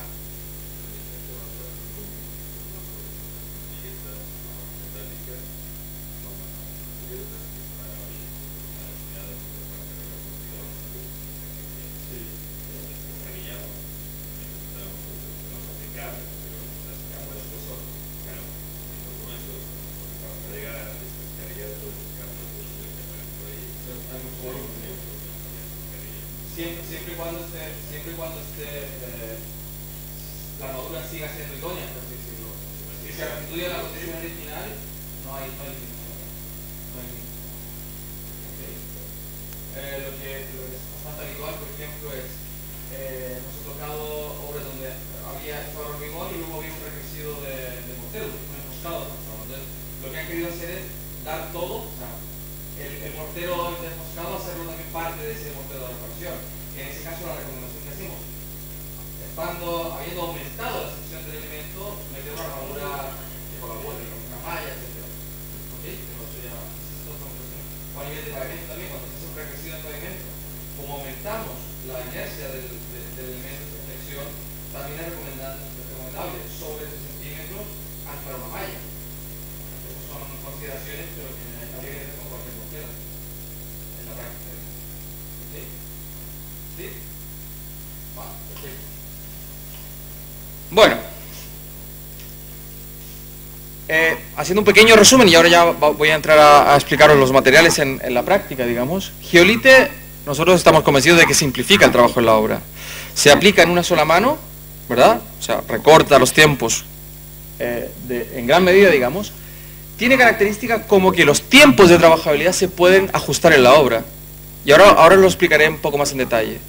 Y esto básicamente lo que busca es que, a diferencia de que el aplicador tenga que adecuarse al producto que está usando, es el producto el que se ajusta a las necesidades del aplicador. Ahora lo explico más en detalle. Como decía, regresivos de 2 a 40 milímetros en una única aplicación, sin problema ninguno. Granulometría muy fina. Es un mortero, tenemos... Se me ha ido de la mente la zona... Me parece que es un escultor de Tarragona que ha hecho una escultura y la ha acabado exteriormente con geolite. Porque le ha gustado... ¿De dónde es, perdón? Ah, vale. Disculpa, tenía en mente Tarragona, no sé por qué. ¿Es tuya la obra? No, me refiero de tu zona. Él es un compañero de... Vale, me he equivocado, no... Vale, pero al fin y al cabo el concepto es... Ha hecho una escultura y la ha moldeado exteriormente con geolite, con el 40, me parece que fue, ¿no? Con un producto isotrópico como aquel. O sea, se puede trabajar según las manos de quien lo utilice, en este caso un escultor, digamos. O sea, mucho más sencillo, por lo tanto, es dar un acabado idóneo en la obra. ¿Ok?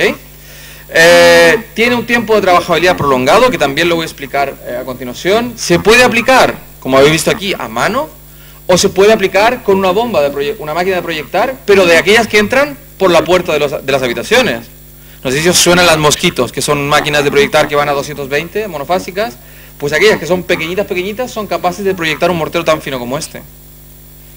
Significa que si tenéis una intervención donde hay muchos metros que hacer, pues una máquina, sin ningún problema. Muy sencillo. El acabado es el que se busque y son morteros R4, o sea, prestacionalmente muy altos y certificados en ambiente húmedo y en ambiente seco. Os olvidáis del destino de uso del mortero, porque para eso ya estamos nosotros. Ahora, Geolite básicamente son 3 productos. Lo explico para simplificar un poco el tema.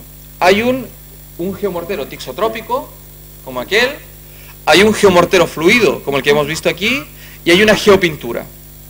¿Ok? Eso es básicamente Geolite. Ahora, el tixotrópico, Geolite, tiene 3 versiones. O sea, es un mismo producto con 3 versiones. ¿Por qué? Hay uno que se llama Geolite normal, que tiene un tiempo de fraguado de 80 minutos. Si yo tengo que hacer mucha superficie, voy a utilizar aquel. O si estoy aplicando con mucha temperatura, sabéis que la temperatura reduce los tiempos, voy a utilizar aquel. En el extremo opuesto tengo Geolite 10, que tiene un tiempo de 10 minutos. Ahora, si hace frío, lo ideal es trabajar con este. Y si yo quiero hacer una intervención localizada, pues lo hago rápido y me olvido del trabajo y devuelvo el andamio o la plataforma. Intermedio de aquellos tenemos el Geolite 40 con 40 minutos. Ahora, reitero lo que decía e insisto, es el mismo producto. Se le cambia básicamente el aditivo, por así decirlo. ¿Por qué? Porque si el albañil está trabajando en la obra y nos dice, oye, el 10 me va muy rápido, no me siento bien trabajando con el 10 porque no me da tiempo a trabajar, pero el 40 me obliga a esperar mucho, pues no te preocupes, coge en la proporción que tú quieras el 40 y mézclalo con el 10 y define tú el tiempo en la obra. Tú dices si el mortero te tiene que durar 20, 25 o 30 minutos. Y es casi, si lo veis, esto es laboratorio, luego en la obra obviamente cambian, porque hay temperaturas que cambian. Pero en el laboratorio es prácticamente lineal la relación. O sea, si yo quiero conseguir un tiempo intermedio, pues los mezclo al 50%, por decir algo. Y esto, insisto, para nosotros es importantísimo. ¿Por qué? Porque de esta manera el aplicador dice con qué material quiere trabajar. Él define su producto. Oye, yo estoy acostumbrado, nos lo dicen, me gusta el 10, pero le suelo meter un par de paletaditas del 40 para hacerlo un poco más lento. Sin problema. No hay ningún problema. Y de esta manera trabajo cómodo, y si trabajo cómodo y bien, pues el resultado tengo mucho menor. Otro factor importantísimo, que sobre todo se ve en los morteros de mayor tiempo de trabajabilidad, es el siguiente. Cuando se aplica un mortero cementoso estándar, por así decirlo, el aplicador lo prepara en el capazo, ¿verdad? Pone el agua, usa la batidora y empieza a aplicar. Empieza a lanzar su producto el producto sobre la pared. ¿Qué pasa a los 5 o 10 minutos con ese material que está en el capazo? ¿Qué pasa habitualmente? Se empieza a endurecer, empieza a cambiar su consistencia. Y en la obra lo que habitualmente yo he visto es que el albañil coge, tira el producto y amasa, eso es lo que nos gustaría a nosotros, como productores. Le añade agua. Claro, primero, si se está rigidizando, quiere decir que hay enlaces que cuando yo mueva, los estoy rompiendo.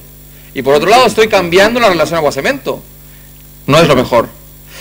Con Geolite nosotros hemos conseguido, por ejemplo, que el Geolite 80 tenga casi 70 minutos de tiempo de trabajabilidad. O sea, en que él tenga el producto de la consistencia muy parecida al original. Empieza a los 75 minutos el fraguado y a los 85, 90 minutos ya el producto está duro. De esta manera damos pie a que el aplicador aplique con el tiempo que él necesita y que no se vea con la obligación de ir añadiendo agua y modificando por lo tanto las prestaciones del material. ¿Ok? Eso para nosotros es seguridad. Ahora, alguien de los aquí presentes, es bastante probable, ¿verdad? Porque siempre ocurre, está pensando, muy bonito, pero yo no me lo acabo de creer, ¿no? ¿Sí o no? Os voy a poner... ¿Aquí hay alguien de Galicia? No, es una broma solo. Me ha pasado en Galicia de que en todos los colegios donde estuvimos me dijeron, no, eso yo no me lo creo. ¿Dónde está el truco? Y se dice, no, que los gallegos son un poquito desconfiados en ese sentido. Pues bueno, yo puedo entender que yo soy técnico, digamos, y también, digo, mucha maravilla me parece esto, ¿no? Lo veo demasiado bueno, digamos, para ser verdad. Explico lo siguiente. Decía yo que la norma tiene apartados en función del tipo de producto. O sea, hay un apartado de la norma que habla del pasivante. Hay un apartado que habla del mortero de recrecido y otro que habla del mortero de protección superficial. ¿Vale? Ahora, un mortero de recrecido no se puede aplicar como pasivante. ¿Sí o no? Ni se debe ni se puede. ¿Por qué? Porque no cumple la función de pasivante. ¿Esto qué significa? Una de las pruebas que se le hacen al pasivante, por ejemplo, es coger una varilla metálica, pintarla con el pasivante, darle un espesor máximo de 5 milímetros y sumergirla en una solución de cloruros para ver que no haya agresión del cloruro al hierro, que no haya agresión. Ahora, con un mortero R3 o R4 de los que conocéis, eso no ocurre. La varilla no duraría absolutamente nada, porque tienen su tal permeabilidad, primero porque no se pueden aplicar en capa fina, pero segundo, tienen tal permeabilidad que el cloruro penetra y corroe la armadura. Por eso obligamos los sistemas multicapa a aplicar un pasivante. Pues Zeolite satisface los requerimientos de un pasivante. O sea, cumple las pruebas que se aplican a un pasivante. De igual manera que cumple las pruebas que se aplican a un mortero de capa gruesa. Y de igual manera que cumple a los morteros, las pruebas que se aplican a morteros de capa fina de recubrimiento. Es así como que un mortero pasivante satisface la parte 7 de la norma, un mortero grueso satisface la parte 3 y un mortero de capa fina satisface la parte 2. Zeolite está marcado según las 3 partes de la norma. De hecho, yo tengo un saco donde aquí lo nunca he visto porque esto no existía en ningún producto. Bueno, está un poco lejos, pero os uso como testigo, ¿verdad? Hay un triple marcado. De acuerdo a cada uno de los apartados de la norma, con... me he olvidado de algo importante. Me he olvidado algo importante que ahora voy a decir. Hay un número en la etiqueta del marcado, bajo el marcado CE, en este caso 1211, que identifica al laboratorio que nos controla. Y un número largo, 1211, CPD 1600, que identifica el certificado, ¿verdad?, que garantiza que este es un sistema 2+. ¿Acordáis del 2+, y 4? Si eso no está, el sistema es 4, ¿vale? Por lo tanto, si está el certificado del número y está el triple marcado, no es solo que la COL que diga que cumple esto, sino que hay un ente externo, acreditado, digamos, homologado, que también lo certifica. O sea, no es solo este señor que ha venido a hablar aquí el que lo dice, ni es solo Caracol, sino que es un ente acreditado oficial el que lo dice. Por tanto, Zeolite tiene un triple marcado, que es lo que formaliza, por así decirlo, todo lo que yo os he estado comentando, que para vosotros entiendo que es seguridad nuevamente. Triple seguridad. ¿Ok? Ahora, Zeolite, como por ahí, revoluciona la reparación porque simplifica también vuestra labor. Porque hoy día, ¿qué tenéis que hacer? Primero deberíais pensar qué es lo que voy a reparar, ¿verdad? ¿Dónde está aplicado? ¿Está en contacto permanente con el agua o no? Olvidaros, porque en cualquier destino de uso siempre es el producto el mismo. Por otro lado, teníais que pensar, oye, ¿qué pasivante uso? ¿Cuál de todos los que hay aquí o no? ¿Qué mortero grueso? ¿Qué mortero fino? Es el mismo producto el que satisface todos aquellos usos. ¿Ok? Y es un mortero que se puede utilizar tanto en obra civil, edificación, mobiliario urbano, etcétera, etcétera, etcétera. Idóneo para cualquier situación de obra donde tengamos que reparar o intervenir sobre una estructura de hormigón. ¿Ok? En el caso de Zeolite vemos algunos ejemplos prácticos de uso. Zeolite normal o el 40, una reparación estándar, por así decirlo, de un pilar, una viga, etcétera, aplicación manual. O, esta es una nave industrial que sufrió un incendio, por ejemplo, se reventó el hormigón por efecto de la dilatación de la armadura y están interviniendo sobre una plataforma o desde una plataforma en zonas puntuales. Esos señores aplican el mortero rápido, Zeolite 10, y a las 4 horas se van a comer, por ejemplo, y a las 4 horas pueden volver a pintar y acabar el trabajo. ¿Ok? Ahora, el caso opuesto. Oye, hay que intervenir, por decir algo, en el puerto de Barcelona hay un muro de hormigón que está dañado, superficie extensa, cojo una máquina de proyectar. Sobre todo, la trabajabilidad del mortero permite, y reitero lo que decía, trabajar con cualquier máquina de proyectar. Sabéis que un mortero de reparación habitualmente es difícil de proyectar con máquina. Hay que normalmente amasarlo antes y luego meterlo a la máquina de proyectar. En este caso, con una máquina en continuo, donde yo amaso y proyecto pequeñita, o sea, una 220, yo puedo hacer una aplicación como la que veis en la fotografía. ¿Ok? Luego, tengo la posibilidad también de aplicarlo en capa fina. Esto es un ejemplo de ello. Un canal, ¿verdad?, que por la erosión que produce la suspensión en el agua, ¿verdad?, ese hormigón va perdiendo capa superficial. Yo puedo aplicar 4 o 5 milímetros o 3 milímetros sobre superficie y entregar también resistencia mecánica, porque estamos hablando de un mortero R4. Tiene mucha resistencia a compresión, a flexión, pero también tiene mucha resistencia a la abrasión, ¿vale? Yo puedo restituir esa superficie de... Sí. Estamos hablando de en torno a 450 a 550 kilos centímetro cuadrado. Ahora, en el caso del Magma, por ejemplo, la versión rápida estamos hablando de un M80, o sea, 800 kilos. ¿Vale? La diferencia básicamente, aparte de la consistencia, es que aquel va con árido de 5 milímetros y este tiene árido de 2,5 milímetros, el fluido. ¿Ok? Aplicación manual, un canto forjado, lo que veíamos, lo que comentábamos antes, o sea, con el tiempo de trabajaría que el aplicador estime conveniente. La segunda opción, el segundo producto es Geolite Magma, que es esta versión fluida. No se apreciaba desde lejos, digamos, pero el nombre va vinculado a cómo fluye el material, como la lava, por así decirlo. Ahora, nosotros la consistencia la hemos cogido o la hemos conseguido con muy poco aditivo, digamos. Básicamente es polvo de aluminio y algo de caseína. Ahora, esa fluidez se consigue con muy poca agua. O sea, ese aditivo nos permite poder amasar un material como este en un saco de 25 kilos con 3,5 litros de agua.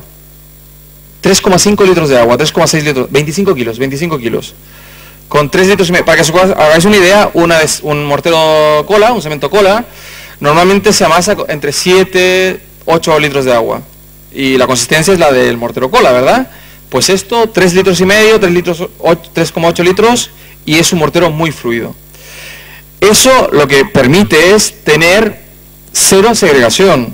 Tenemos una experiencia en Mallorca donde estaban aplicando un mortero, entre comillas, similar, y claro, el problema es que cuando desencofraban, les surgió la duda de que, oye, abajo se ve que queda más grueso el material que arriba. Hicieron catas y resultó que todo el árido grueso estaba abajo y arriba era toda la lechada de hormigón. Obviamente eso repercute en el comportamiento estructural de ese elemento. Si no tengo homogeneidad del material, no puedo pensar en que estructuralmente se comporte bien. Con esto, de hecho la obra luego la hicimos con esto, no hay inquietud en ese sentido. Toda la sección, incluso en alturas de 3 metros y medio, 4 metros de altura, es una sección homogénea, porque no hay segregación. No hay tampoco exudación, o sea, no sube el fino arriba ni se va el grueso al fondo. ¿Ok? Y eso es garantía, insisto, de prestaciones. Esa fluidez, como yo decía, se consigue con este tipo de adición, digamos, polvo de aluminio o caseína, algo de caseína, y garantiza también que el mortero sea muy estable. Primero, porque el geoligante lo hace ser estable, y segundo, porque no existe tanto riesgo de evaporación de agua. Eso determina, como habéis visto, no sé si estaba la paleta por aquí. ¿Lo dejáis?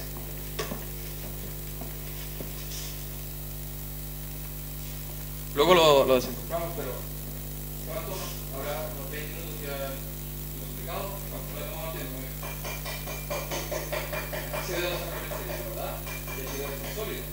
Luego os pediré, si queréis, que os acerquéis y veréis cómo no existe una fisura. Esta fisura, que es la que determina la diferencia de profundidad, en un mortero sedimentoso aparece de inmediato. O sea, ¿por qué?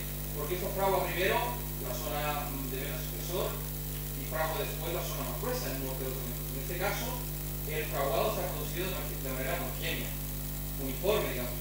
Eso evita que haya estados tensionales en el mortero que al final se traduzcan en una fisura y en una descontinuidad. Luego lo veis y veréis, si puedo quitar eso, lo puedes quitar. ¿Vale? Bueno, igual que en el caso del geolite tixotrópico, en el magma hay dos versiones. Vale, perfecto, ahí se puede ver la diferencia de sección.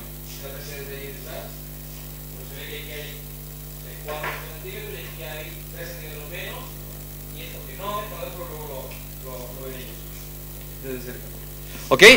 Igual que en el caso del tixotrópico, hay dos versiones. En este caso, un geolite magma sin más, que son 60 minutos de tiempo fraguado, y un geolite magma 20, que son, como su nombre lo dice, 20 minutos. Se pueden igualmente combinar. No hemos encontrado una situación de obra que lo determine. No es habitual. Habitualmente un aplicador usa o el 20 o el 60, ¿verdad? O igualmente en el mismo sentido. O sea, voy a intervenir en una zona localizada, trabajo con un producto rápido. Si quiero hacer mucha superficie, por ejemplo, una obra que se puede hacer por bombeo en una superficie de hormigón extensa, trabajaré con el geolite magma normal, digamos.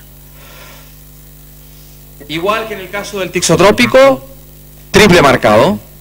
Un mortero que cumple con la parte 7 de pasivación, la parte 3 de recrecido, ¿verdad?, de aumento de sección, digamos, y la parte 6 de anclado. O sea, se cambia la parte 2 de revestimiento. En este caso, este producto no se puede aplicar como revestimiento porque tiene árido más grueso. Sin embargo, cumple la parte 6 de la norma para anclajes. Cualquier tipología de anclaje sobre hormigón se puede realizar con geolite magma. ¿Ok? Aquí vemos algunos ejemplos. Esta es una obra donde se ha aumentado la sección de un pilar. Se ha pasado a sección cuadrada, digamos, a circular. Y se vierte el producto desde la planta de arriba, ¿verdad? Por los propios orificios donde se ha pasado la armadura, el producto es tan fluido, digamos, que puede penetrar y rellenar ese pilar en la planta inferior. En este caso, si mal no recuerdo, eran 3,5 metros de pilar de altura, sin problema. Esta obra está hecha en San Siro, en Milán, y aquí lo que se hizo fue aumentar, por un tema de flecha, digamos, aumentar la sección, la inercia del elemento horizontal a través de una doble armadura, superior e inferior, ¿verdad? Se conectó con el propio material. O sea, además del conector metálico que veis, que son los pivotes que pasan de un lado a otro, el propio material está vertido en una única aplicación. A través de orificios se rellena la parte inferior y la parte superior. ¿Sí? Esto, ahí veis la imagen del estadio. La reparación del segundo anillo del San Siro se hizo el año pasado, ¿verdad? Había un problema serio en esa zona de hormigón, porque se estaban desprendiendo además las barandillas, y ahí se hizo un regresivo, y en este caso se aplicó de manera manual. O sea, tan sencillo como lo que hemos hecho aquí, en un bote, coger agua, verter el producto y luego amasarlo con una amasadora parecida a la del mortero cola. ¿Ok? O también se puede aplicar con bomba, digamos. Yo tengo una experiencia de una obra en Murcia donde aplicamos en un centro comercial, una tienda. Tenían que hacer de manera muy rápida 600 metros cuadrados, si mal no recuerdo, de superficie, en requisitos de 2-3 centímetros, a 4,5 metros de altura, con 40 metros de manguera, una máquina relativamente pequeña, digamos. Se hizo aquello a razón de un palet, o sea, 1.500 kilos cada 15 minutos. O sea, muy, muy rápido. En una mañana el trabajo estaba completamente ejecutado. Y al lunes siguiente, esto se hizo entre viernes y sábado, preparación y aplicación, al lunes ya estaban aplicando un resiliente, por ejemplo, que era el pavimento de la tienda. O sea, de un secado bastante rápido también. Eso ya, ahí sí que os pido que nos consultéis los tiempos de secado en función de si tenéis la inquietud de usarlo en alguna obra vinculada a eso, digamos, ya os daremos información más detallada. ¿Ok?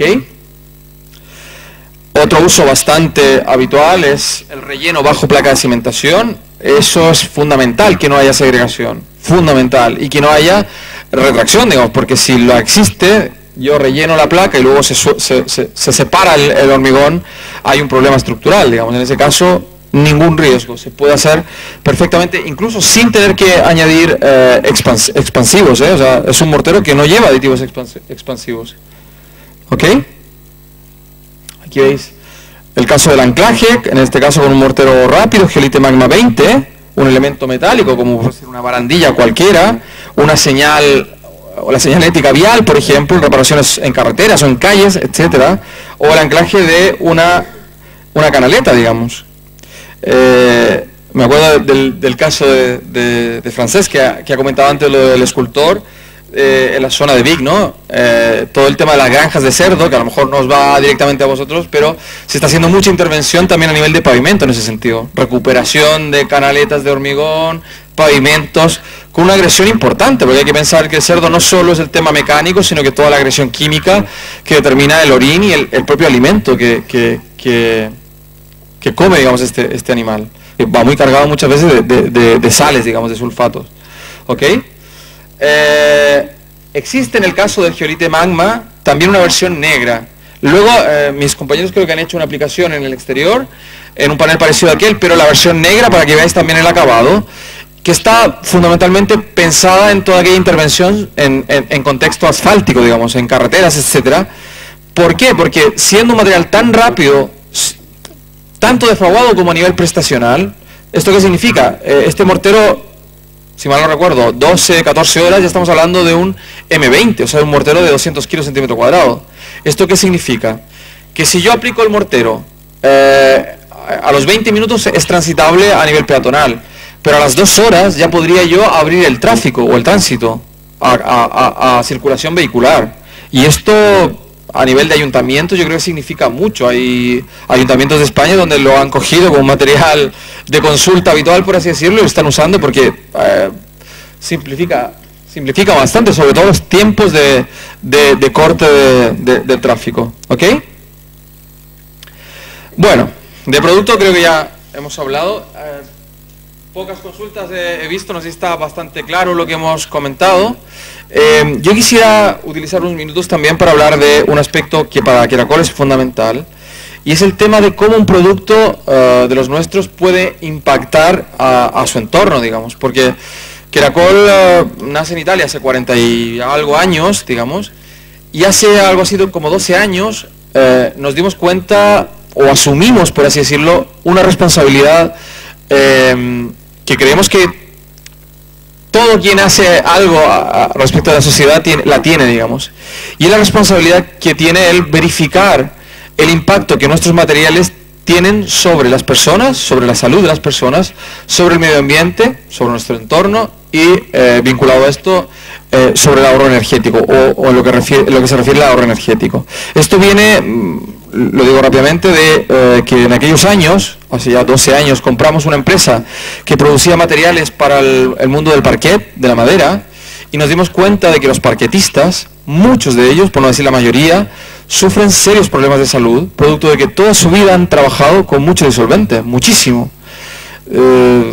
Yo cuento una anécdota siempre, cuando hablo con muchos parquetistas, es habitual que los mayores hagan comentarios que no van al lugar, digamos, porque realmente están física y mentalmente muy mal, muy mal. Y esto es, nos reímos tal vez, pero es muy, muy triste que realmente una persona, por ganarse su vida, ponga en riesgo su salud. Y sobre todo porque desconocen esto. Yo recuerdo haber hablado con alguno de ellos que me decía, no, a mí, no sé si os suena la urea formol, que es un tipo de barniz. Oye, a mí la urea es que me despeja las vías. Claro, me despeja las vías.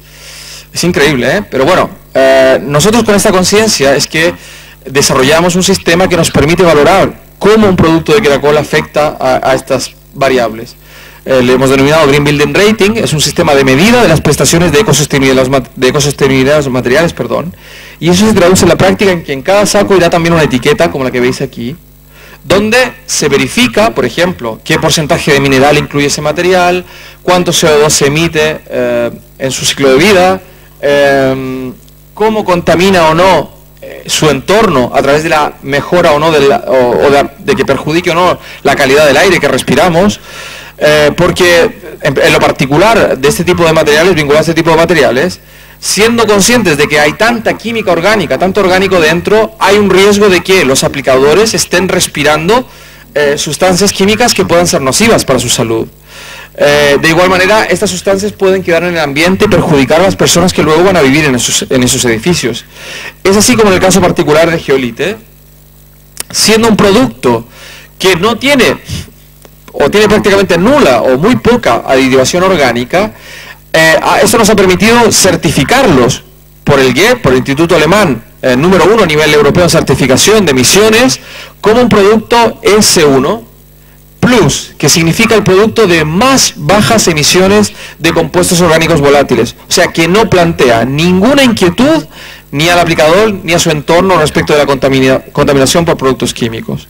¿Ok? Y esto es algo que nosotros hacemos o invitamos al aplicador a transmitir, a utilizar como una variable, porque creemos que es importante que quien decida usar un producto, quien decida, como el caso vuestro, especificarlo o utilizarlo, sepa que está usando un producto que es respetuoso con las personas y con el medio ambiente. ¿Ok? Es algo que Queracol cree que tiene una importancia crucial, sobre todo en los días actuales que vivimos. Bueno, ya para ir cerrando, digamos, y agradeceros vuestra presencia, quisiera hacer un pequeño resumen de lo que hemos visto a nivel de ventajas de Geolite, y sobre todo, digamos, con la mira puesta en el hecho de que creo que para vosotros es fundamental que lo que prescribís en la obra tenga un resultado satisfactorio, o sea, que se pueda aplicar bien. Geolite para eso significa que el aplicador va a trabajar con materiales mucho más sencillos, mucho más fácil, porque con una aplicación lo tiene todo resuelto. Es mucho más rápido, les permite y a todos ahorrar tiempo, dinero, por así decirlo. Es seguro para él porque respeta, para él y para su entorno, digamos, respeta su salud y el medio ambiente, y es un producto que no falla. O sea, a ver, igualmente las cosas se pueden hacer mal, pero ya hay que meter mucho el dedo en la llaga para hacer las cosas mal con Geolite, digamos. Es mucho menos factible cometer un error que con un sistema multistrato. Nosotros como Queracol trabajamos siempre a través de almacenistas, o sea, no vendemos directamente el aplicador, sino que siempre a través de un almacenista, que es donde el aplicador que haga el trabajo, el constructor, va a ir a comprar el material. En ese sentido también es mucho menos probable que se cometan errores, porque hoy día un aplicador va, oye, dame un mortero de reparación, ¿cuál te quieres que te dé? Pues uno que tengas, ya está, sin importar si es un R2, un R4, si está certificado bajo un sistema 2, un sistema 2 más, un sistema 2 más o 4, etcétera. Porque hay bastante desconocimiento. En este caso, el almacén sabe que teniendo un palet de Geolite Magma y un palet de Geolite Tixo, cualquier obra, o sea, lo único que le ha de preocupar, oye, ¿cómo lo vas a aplicar? ¿Salpicado o por vertido? Pues te doy uno u otro. No hay más variables. No hay ni que pensar en qué pasivante le voy a dar, ni en el mortero de capa fina, etcétera. Con un material tengo todo resuelto y eso es mucho más sencillo.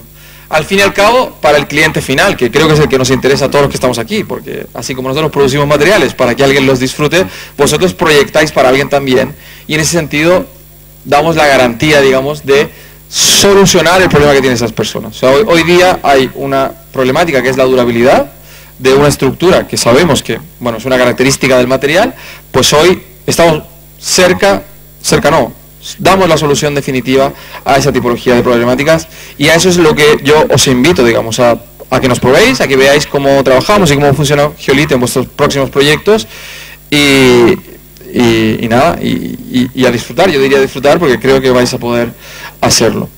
Yo, para acabar, de nuevo agradecer vuestra presencia. Espero sinceramente que haya sido útil, que os haya parecido interesante lo que yo os he comentado hoy. Quisiera también llamar a mis compañeros, si queréis venir un segundo, porque tan importante para nosotros como el desarrollo de un material como Geolite es poder contar para poder entregaros con un servicio, que es que Queracol y Geolite no es solo el saco. Ese saco, ese material van de la mano de personas profesionales, como los que están aquí, que me acompañan, y que les voy a pedir que se presenten, que pueden ser un apoyo interesante para que Geolite se aplique en vuestras obras de la manera correcta. Y yo por eso pediría que os presentéis, que digáis de qué zona sois, vuestro nombre y bueno, y qué es lo que hacéis, básicamente. Si quieres. Hola, em dic Ramon Bax, faig la zona de Barcelonès Nord i Maresme, i bueno, espero que les obres que feu per aquestes zones compteu amb aquest producte i amb mi. Hola, gràcies. Jo soc l'Ignasi Miralles, soc el tècnic d'obra del Queracol d'una zona del Baix Llobregat i del Barcelona Sud. I bueno, a part d'això hi ha molts altres productes que crec que són importants, sobretot a la zona de Barcelona, de rehabilitació històrica, com biocalces, coses d'aquestes, morters de calç. Bueno, que compteu amb nosaltres, gràcies. Hola, jo em dic Sergio Ariza, jo faig la part que no fa el del Baix Llobregat i després faig el Bages, a la Noia i al Berguedà, i bueno, el que han dit els meus companys, qualsevol cosa que nosaltres també us puguem aportar a vosaltres dintre d'una obra, poder acompanyar-vos i fins i tot fer el suport aquest que dèiem, que ja sabem que és molt més fàcil aplicar aquest material però que s'apliqui bé a l'obra, o sigui, fer el seguiment de l'obra, estar allà amb els aplicadors i bueno, doncs, donar aquest suport doncs, que també us sapigueu que ho podem fer. Hola, bon dia, jo sóc Ismael Carreño, faig la zona del Vallès Occidental i bueno, el que diu Sergi, no? Que sobretot la nostra tasca no és a nivell comercial només, sinó estar a peu d'obra, fer una miqueta el seguiment, que l'aplicador faci bé la seva feina i bueno, una miqueta tutelada que tot estigui bé. Hola, bona tarda. El meu nom és Francesc Cardó, jo faig tota la zona del Vallès Oriental, Osona i el Ripollès. Bueno, vull dir, només està a vostra disposició però que us faci falta.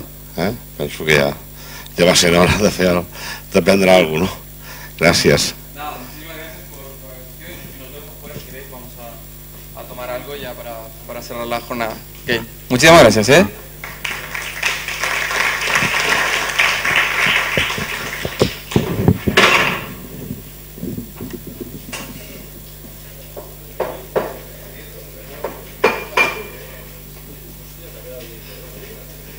Ah, lo veis.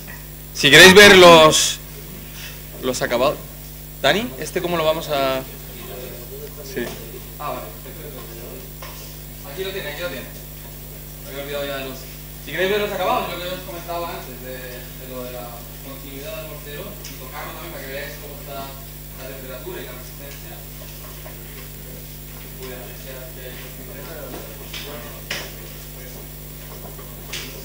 yo os comentaba la reactividad, muy reactivo.